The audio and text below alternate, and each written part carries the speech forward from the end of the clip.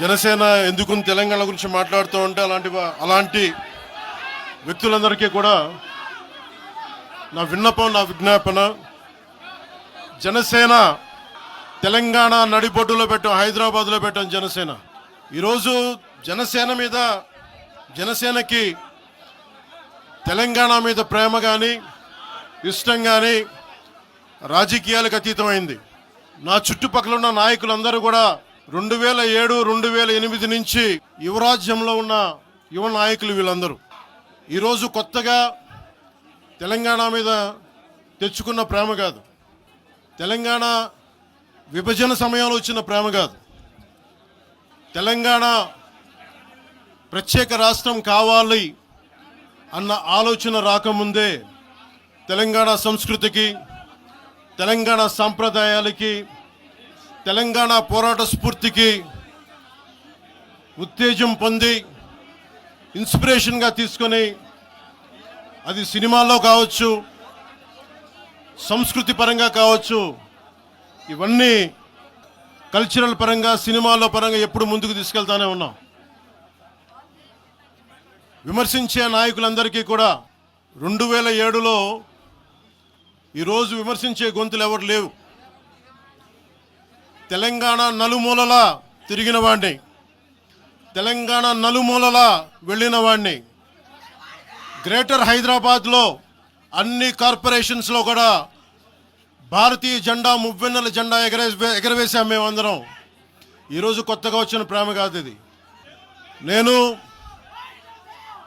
ఏ రోజు కూడా తెలంగాణ బాగుండాలి, మీరు ఒకప్పుడు ఆదిలాబాద్ జిల్లాల్లో నక్సల్ ప్రభావిత ప్రాంతాల్లో ఇప్పుడు విమర్శించే నాయకులు మీరెవరు తిరగల, మీ సౌకర్యాల నుంచి మీరు ఎప్పుడు బయటపడలా. ఆదిలాబాద్ తాండాల్లో, గోండు తాండాల్లో వెళ్ళి తిరిగిన వాళ్ళం, నిలబడ్డ వాళ్ళం. అవసరమైతే గెలుస్తామో లేదో తెలియని పరిస్థితుల్లో కూడా ప్రజలకి దాహం తీర్చడానికి బోర్లు వేయించాం. ఆ రోజు ఓట్లు పడతాయనో, తెలంగాణ కూర్చోబెడితే తెలంగాణలో జనసేన పార్టీ ఉంటుందనో కాదు, మాకు ఇష్టం, నా ప్రేమ నా తెలంగాణ మీద.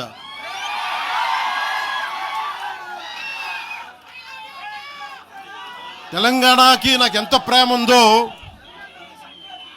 తెలంగాణకి నాకెంత ప్రేమ ఉందో నేను ప్రూవ్ చేసుకోవాల్సిన అవసరం విమర్శించే నాయకులకు లేదు. నేను మీకు చెప్పాల్సిన అవసరం కూడా లేదు.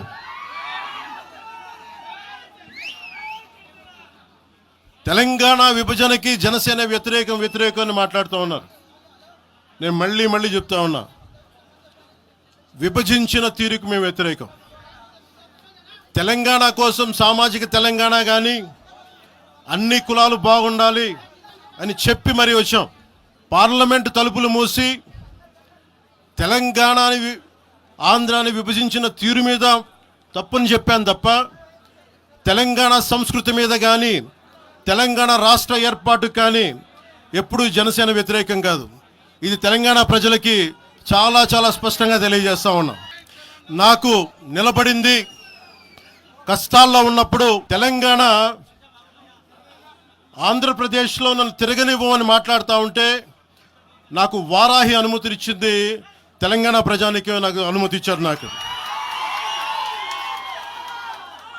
అలాగే నాకు గత వైసీపీ ప్రభుత్వం మిమ్మల్ని ఆంధ్రాలోకి అడుగు పెట్టనివ్వు అంటే కోదాడ, నల్గొండ అన్ని ప్రాంతాల నుంచి వచ్చి నాతో పాటు అండగా వచ్చారు నా తెలంగాణ అన్నదమ్ములు, జన సైనికులు.